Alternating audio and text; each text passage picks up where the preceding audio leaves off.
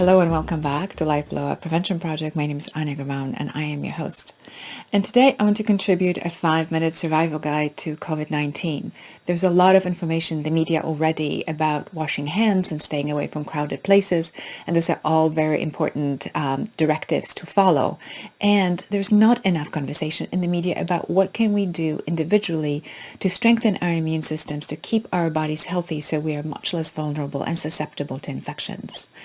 And what I want to point your attention to today is that we have two parts of our immune system. The innate cellular immunity, it's the part of the immune system that does not have to recognize the invader in order to be able to fight it. Since COVID-19 is a novel virus, means none of us have immunity to it, this is a part of an immune system that we really need to focus on.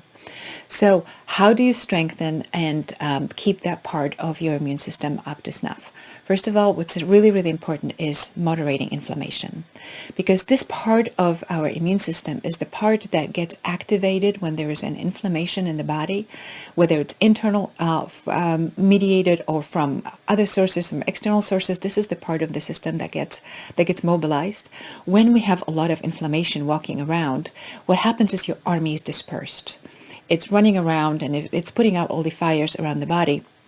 And when we then get exposed to some kind of external pathogen, part of that army is just busy and it's not available to fight the invader. The less inflammation we have in the system, the more the armies are ready to fight with whatever comes at you. So what do you do? First of all, sleep.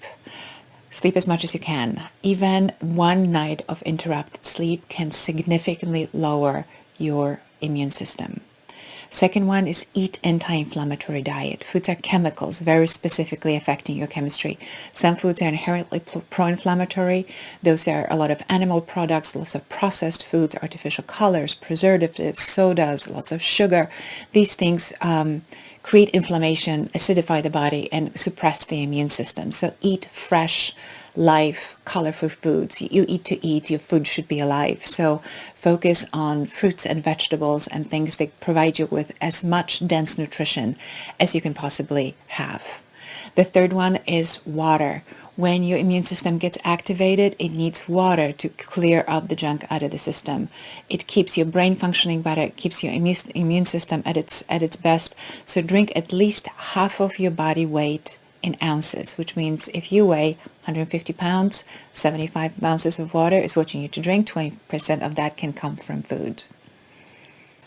Consume fresh herbs. Thyme, oregano, rosemary, chives, garlic.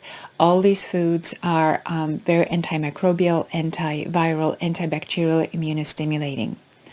Consume oriental mushrooms if you can. Reishi, shiitakes, maitakes, cordyceps is very immunostimulating. The previously mentioned ones are antiviral, antibacterial. They are also immunostimulating. Chaga mushrooms. This is a very good immune boost that's available to you. Some foods like shiitakes you can cook with. Reishi you really can't cook with, so you can then get them as a supplement.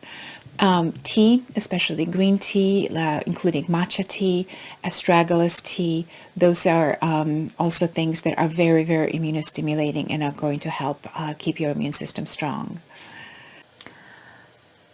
One studied but little talked about way of keeping your natural killer cell activity the way you want is to avoid synthetic forms of folic acid. So packaged goods, boxed cereals, avoid them as much as you can, and take your folic acid as much as it's possible from real food. So beans and legumes, eggs, asparagus, beets, green leafy vegetables, citrus, nuts, seeds.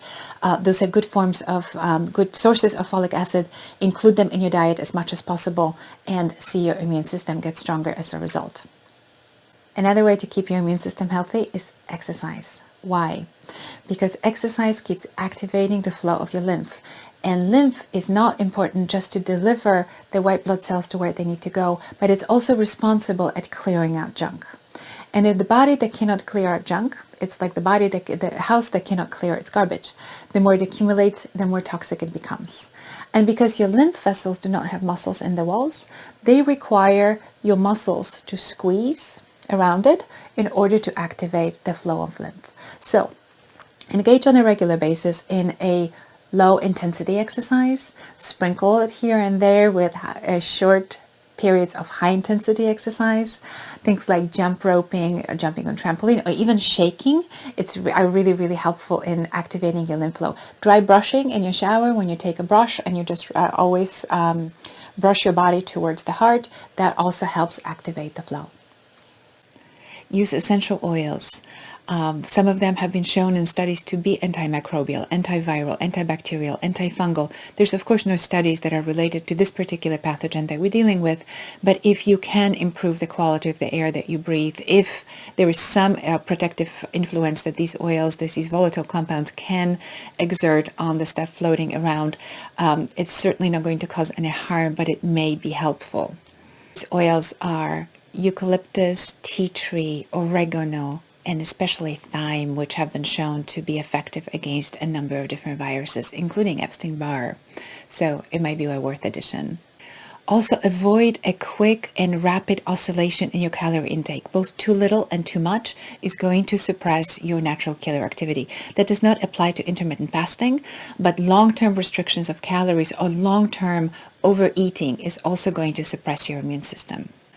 Another thing I wanted to mention is the symptoms of your innate immunity doing its job are the very symptoms that make us sick. So high fever and a lot of snot, it's the sign that your immune system is working. A lot of viruses, a lot of microbes are temperature sensitive. So what happens, the body naturally elevates temperature in order to fight the pathogen. It also naturally brings a lot of fluid to the area to wash the junk out of your system.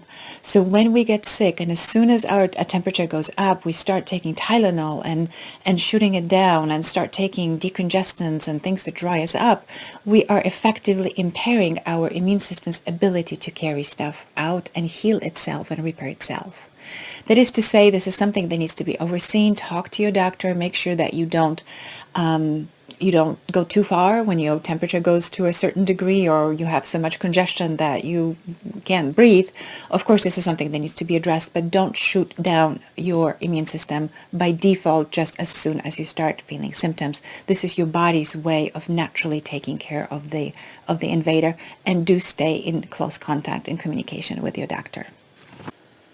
And the last thing I want to say is that the intensity of this pandemic and also the speed at which we can recover from it very much depends on you and your compliance. And not just compliance with washing hands, but compliance with social distancing. And yes, it is annoying. It is really inconvenient. But let me explain to you why it is so important. Flu is shown to infect about 1.4 to 1.7 people per person diagnosed with it. COVID-19 is thought to be more in a realm of 2.5 to 4, which means for every sick person, they have a capacity to infect 2.5 to 4 other people. Even if we assume the very conservative number of 2, let's say every sick person can infect only 2 people. If that keeps going, in 28 days, we have over 500,000 people infected. So if you could reframe your social distancing from annoyance to the act of kindness, generosity towards others, we will wrap it up very quickly. Why is that? Because even if you are healthy and strong, and you go out there and you meet another person who feels invincible and they're healthy and strong, that person may not have symptoms, but they may go home and then infect their parents who are neither young nor perhaps particularly strong, and then we may have a tragedy on our hands. Also, the longer this takes, the more it has impact not just on our healthcare system, but on our supply chain, on our economy, on the stock market. And if that goes on for a long time, everybody's going to feel it, including you, no matter how young and how healthy you are. So the more we distance ourselves from one another, the closer we are to reconnecting with each other as soon as possible. So stay away so we can do that, so we can connect as quickly as we can and share, support one another. This is a wake-up call. This is the situation that exposes our underbelly and our vulnerability as a society, but also gives us an opportunity to understand the tremendous impact that interconnectedness have on us, for both good and bad. Everything we do has a capacity to affect exponential number of people, whether it's the virus, whether it's an act of kindness or an act of unkindness. This is an amazing opportunity for us to not only come together and support each other, but also learn and become aware of what we do to our bodies, how we function as a society, and what can we do to rethink the way we are with each other so that we can be a more tightly knit, connected, loving, supportive community. So that's all I have for you for today. Join me for the next episode of Life Blowout Prevention Project, and share, subscribe, ask me questions. I'm here for you, and I'll see you next time.